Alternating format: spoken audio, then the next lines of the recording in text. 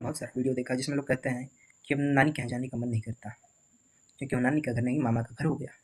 मामा का घर हो गया क्योंकि मामा का घर था, नाना ने वो उनके लिए बनाया। आपकी मम्मी का उन्होंने शादी किया, अच्छे से शादी किया, दहेज भी दिया होगा उन्होंने, इसलिए आपकी मम्मी को उस घर में इज्जत मिली, वरना पहले उसमें बिना दहेज किसी को इज्जत नहीं मिलती थी। अच्छे घर में शादी किया, नहीं किया तो आपके ननिहाल वालों की गलती है। तभी आप कह पा रहे हैं कि नानी के यहाँ जाने का मन नहीं करता, अब वो मामा का घर हो गया, क्योंकि मामा का घर है, मामा की शादी हो गई है, मामा के बच्चे हैं। मामा अपने बच्चे पाले तो गलत है, तुम्हें पैसे ना दे तो गलत है। आप आओ मामा के यहाँ, खाओ पियो रहो, हफ्ता दिन रहो, 10 दिन रहो, 12 दिन रहो, उसके बाद आप जानते हैं कि मामा का घर, आपको अपना भी घर जाना है, अपने घर चाहिए, छुट्टी बिताइए, छुट्टी मेरी महीना भर रही है, इसमें कोई प्रॉब्लम नहीं है, लेकिन आप ज़बरदस्ती नहीं कर सकते कि हमको ये चीज़ चाहिए, ये चीज़ चाहिए, इसका मतलब है 2,000 रुपये, 3,000 रुपये चाहिए, हमको एक सोने का चैन चाहिए, चांदी का चैन चाहिए।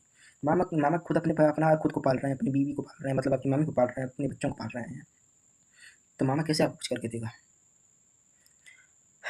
ननिहाल क्या होता है? ननिहाल वो जगह जहाँ आपकी माँ पैदा हुई, आपकी मम्मी का पालन पोषण हुआ, उसको सारी सुख सुविधाएं दी गई, उसको अच्छे घर में भेजा गया। एक मेरी मम्मी की बात ले लीजिए, मेरी मम्मी का अच्छे से पालन पोषण हुआ मेरी नानी के यहाँ, वो अच्छे से पली, उनका शादी अच्छे घर में हुआ, मेरे दादा अच्छे थे, मेरे परदादा अच्छे थे, लेकिन एक मेरी दादी को अपनी अपनी लड़कियों से ही फुर्सत नहीं है। अपनी लड़कियों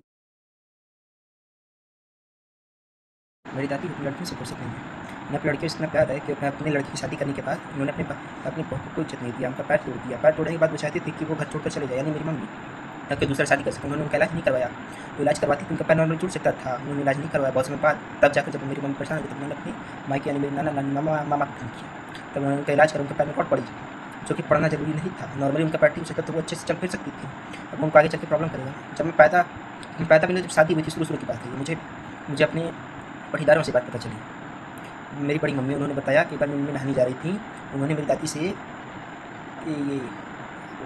कपड़ा मांगा कि अम्मा कपड़ा देता, हम जाते नहा नहीं, तो उन्होंने कपड़ा तक नहीं दिया कि ये घर छोड़कर क्यों नहीं चली जाती, मैं अपनी लड़की का दूसरा शादी करूँगी। अंकल दहेज से मतलब दहेज मिल गया था, लड़की चली जाए, हमें क्या करना है ना। ये जो बूढ़ हैं, ये जो पुराने बूढ़े लोग हैं ना, सब अच्छे नहीं होते, बुजुर्ग अच्छे होते हैं।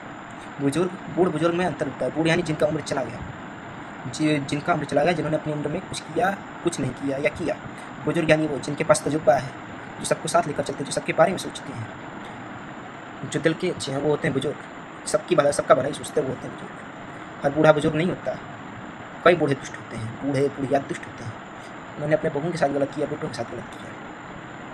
मेरी मम्मी अपने घर में मेरे ननिहाल में बहुत लाड़ प्यार से करती थी। उन्होंने वहाँ काम करना, उन्होंने यहाँ पे खाना बनाना सीखा, क्योंकि उन्हें अपने मायके ससुराल भी जाना था।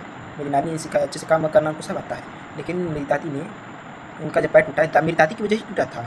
मेरे पटीदार बताते हैं ताकि मैं जानूँ कि मुझे अपनी दादी पर गुस्सा भी आता है, उनकी इस काम पे। इतनी दुष्ट है मेरी दादी।